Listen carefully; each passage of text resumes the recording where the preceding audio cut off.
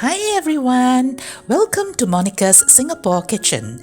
Today I'll be cooking my version of Nyonya Laksa. Nyonya Laksa is a vibrant, flavorful dish courtesy of the Peranakans who combine Malay and Chinese culinary influences. This dish consists of a thick, mildly spicy, creamy coconut milk-based broth topped with other ingredients like fish balls, tofu puffs, prawns, eggs, and garnished with fresh herbs. This noodle dish has a complex flavor profile which makes it one of the most delicious noodle soups of all times. Come along with me to see how Nyonya Laksa is prepared. Let's start by making the spice paste. I will blend the ingredients in two batches. The first batch of it comprises of deseeded fresh red chilies. I have cut it into smaller pieces. It's easier on the blender. So this is shallots, which I've also cut into, roughly chopped into smaller pieces. This is the dried shrimps. I have washed it a couple of times and drained. So now we need to blend them, starting with the shallots. Pour everything in. Then the chilies. Then this is the dried shrimp. So then we also need to add in about a cup of water to help with the blending process.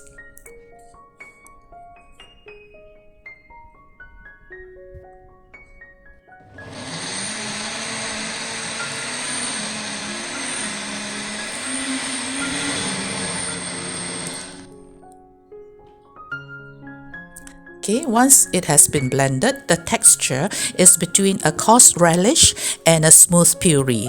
It is a bit grainy due to the addition of salted prawns.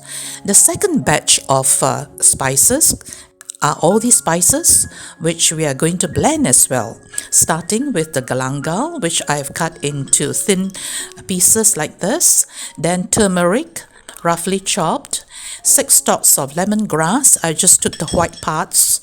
Then ginger is also roughly chopped, and then we have 10 cloves of garlic, bashed garlic, then 10 candlenuts, then we have the shrimp paste, the chili powder, and also 1 cup of water to help with the blending process.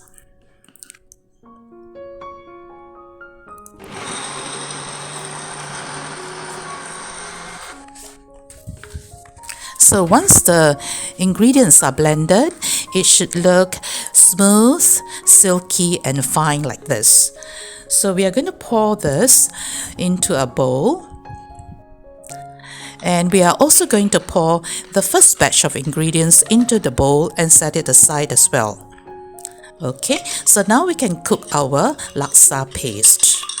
So we heat up 300 milliliters of oil. So once the oil is hot, pour in our paste. Our plan is to stir fry this for about 30 minutes over medium heat, constantly stirring the paste.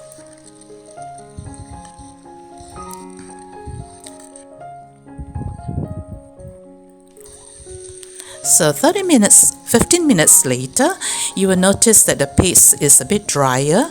The water that we have added is almost completely evaporated. So we continue to stir fry over medium heat for another 15 minutes. So 30 minutes later, you can see that our paste is even drier, the color has darkened, and the oil has separated from the paste. You can detect a very nice aroma. At this stage, we can add 2 tablespoons of sugar. I've added the sugar last because I do not want my sugar to caramelize, causing my paste to darken. So all we need to do now is to stir fry this until our sugar has melted. So looks like our laksa paste is ready. So we're going to scoop it up and put it aside. So here we go, a nice bowl of laksa paste.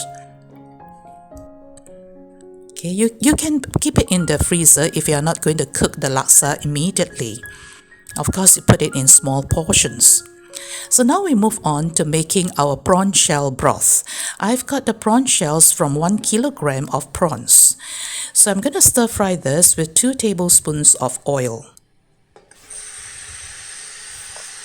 Okay, we stir fry this until it's completely dry to get rid of any undesired smell. Something like this.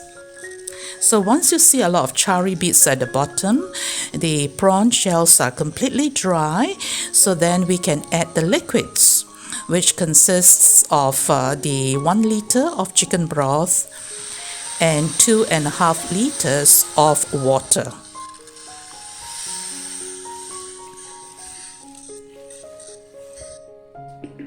So we are going to scrape the bottom to remove the flavorful charry prawny bits.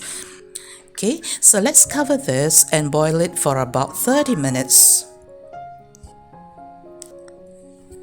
So 30 minutes later, our prawn broth is looking and smelling good. So we are going to strain it through a strainer into a pot. Then reserve the prawn shells because we can then blend the prawn shells. So don't throw the prawn shells away at this stage. So take a couple of scoops of the shell and also a couple of scoops of the prawn broth.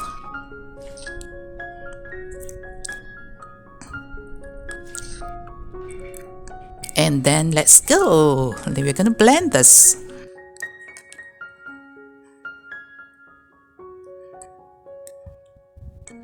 So then pour it through a strainer and immediately our prawn broth looks very much thicker.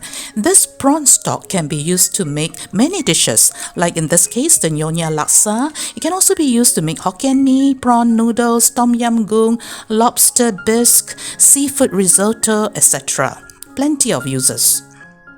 Okay, so the other ingredients for the broth will be our laksa paste that we have fried just now. Then we have our coconut cream, 500 milliliters of it. If you can find a fresh one easily, do use the fresh ones. It's okay because it's more convenient to use the kara type, the box type. So this is 500 grams of fish ball, 130 grams of tofu paste, which I've cut into half. So this is torched ginger, which I've cut into 4. It imparts a unique, sweet, flowery and piquant flavor to our dish. You can get it from the Asian supermarket. Try your best to find it. It's normally wrapped up in cling wrap. Okay, this is daun kesom or Vietnamese coriander, which has a fresh, citrusy, peppery and minty taste. Okay, so let's cook the laksa broth. This is 3 liters of the laksa, the prawn broth. So I've added the ginger flower, the daun kesom, and also the laksa paste. This is 2/3 of the laksa paste that we have prepared. The other 1/3, I'll put it aside as a side condiment while serving. Okay, so give it a good stir. It forms a very thick broth and we need to boil this for 15 minutes to allow all the flavors to combine well. So 15 minutes later, we'll add the coconut cream. I added the coconut cream at the end as I do not want the cream to curdle. So then also add the fish balls and the tofu puffs. My camera was switched off during the addition of these two. So after addition, you'll look something like this, with our fish ball and tofu puffs all in. So all we need to do now is to just bring it to a gentle boil, and then just like that, our laksa broth is ready.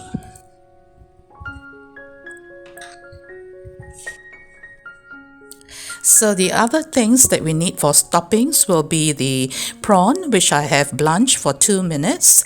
This is hard-boiled egg. I've cut it into half. You can also use quail's egg. This is local lime or limau kasturi cut into two. This is the fish cake. I fried a minute on each side and then I slice it into thin slices like so.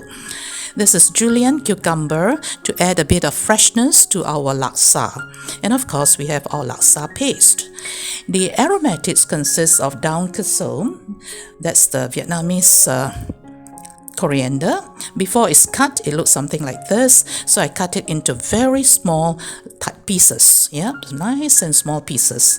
Then we have got our torched ginger flower, also cut into very small pieces, because any larger, it will have a little bit of bitter taste, aftertaste. So just chop it into small pieces like that. And then we have got our lime leaves. I have julienned it into very thin slivers. Yep, something like this. Before it is julienne, it looks something like this. Yep, the fresh ones. Okay, so now we can assemble our bowl of laksa. I use thick rice noodles. Yeah, I have soaked it for 30 minutes. You can basically use any type of noodle of your choice. So this is tauge or bean sprouts, 400 grams of it. So let's cook these ingredients. So take a bunch or a handful of our noodles and boil it for 3 minutes. So if you're using the thinner rice noodles, just boil it for 1.5 to 2 minutes. So we want to achieve a soft, pliable noodles which have a bit of chew. So as for the tauge, the blanching takes only about 20 seconds because I still want the crunch to remain. Yeah, I don't want it to be too mushy. Okay, so then we can top it with other things like our fish balls, our tofu puffs, and then with a few scoops of our broth. Yeah, as many scoops as you like or as few as you like. Then our fish cake, prawns, the hard-boiled eggs, and the julienne cucumber. Yeah, so it really freshens up the dish. Then the aromatics. Yeah, so we need to garnish it with julienne lime leaves, torched ginger flower, and the daun kesom.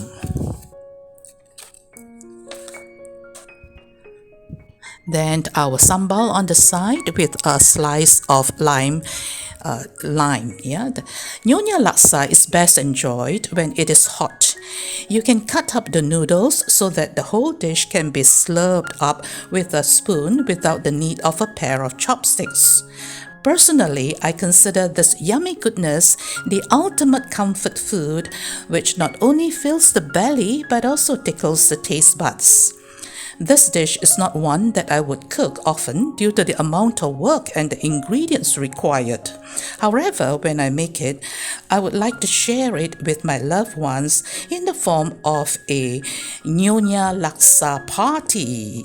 The guest gets to pick and choose their toppings. Do consider giving this dish a try someday. Thanks for stopping by, and as always, happy cooking and have a very good and wonderful day. Thanks for watching.